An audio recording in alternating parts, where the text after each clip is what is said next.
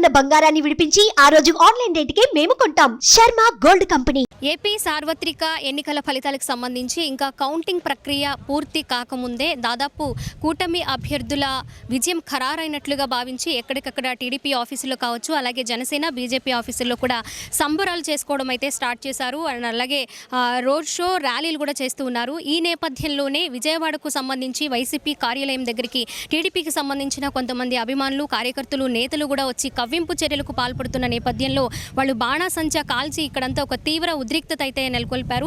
పోలీసులు రెండు వైపులా కూడా ఇటు వైసీపీకి సంబంధించి అటు టీడీపీకి సంబంధించిన వారిని ఎంత కంట్రోల్ చేసినా కూడా వాళ్ళు కంట్రోల్ అవ్వకపోవడం, ఒకవైపు 144 సెక్షన్ అండ్ అలాగే పోలీస్ యాక్ట్ అమల్లో ఉన్నా కూడా వాళ్ళు బాణాసంచా పేల్చడం అనేది కరెక్ట్ కాదు అని అంటూ ఉన్నారు. వైసీపీకి సంబంధించిన కార్యకర్తలు కావచ్చు, నేతలు కావచ్చు, పార్టీ ఆఫీస్ దగ్గరికి వచ్చి ఇక్కడ విజయోత్సవాలు సెలబ్రేట్ చేసుకోవడం ఏంటి, మొదటి 5-6 రౌండ్లోనే వాళ్ళు విజయాన్ని ఎలా ఖరారు చేస్తారు అని కూడా ప్రశ్నిస్తున్న సందర్భాన్ని మనం ప్రస్తుతం చూసుకోవచ్చు. ఇక విజయవాడ వైసీపీ ఆఫీస్ దగ్గర, దాడేపల్లి వైసీపీ ఆఫీస్ దగ్గర ప్రస్తుత పరిస్థితి మనం చూస్తూ ఉన్నాము. ఇప్పుడు కూడా ఇంకా వైసీపీకి సంబంధించిన వాళ్ళు ఒక్కొక్కరిగా వస్తూ ఉన్నారు.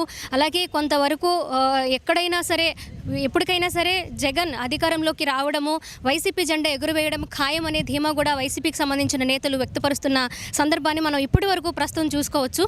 ఇక రెండు పార్టీలకు సంబంధించి అటు టీడీపీ అలాగే వైసీపీకి సంబంధించిన నేతలు, అభిమానులు కూడా తీవ్ర పదజాలంతో వాళ్ళకి ఆఫీసులు లేవా, అక్కడ చేయొచ్చు కదా, ఇక్కడ మమ్మల్ని ఎందుకు అలా రెచ్చగొట్టే ధోరణిలో మాట్లాడడం, పోలీసులు కూడా ఎలాంటి చర్యలు చేపట్టకుండా సైలెంట్గా అలా ఉండడం అనేది ఎంతవరకు కరెక్ట్ అని వైసీపీకి సంబంధించిన వాళ్ళు మాట్లాడుతూ ఉన్నారు. మొత్తంగా చూసుకోవాలి, ఒకవైపు టీడీపీ సంబరాల్లో మునిగి తేలుతుంటే ఇటు వైసీపీ కొంత నిరుత్సాహము, ఇంకొంత ఆశాభావం వ్యక్తం చేస్తున్న పరిస్థితి ప్రస్తుతం ఇప్పటి వరకు 12 గంటల సమయం మేరకు మనం చూసుకోవచ్చు.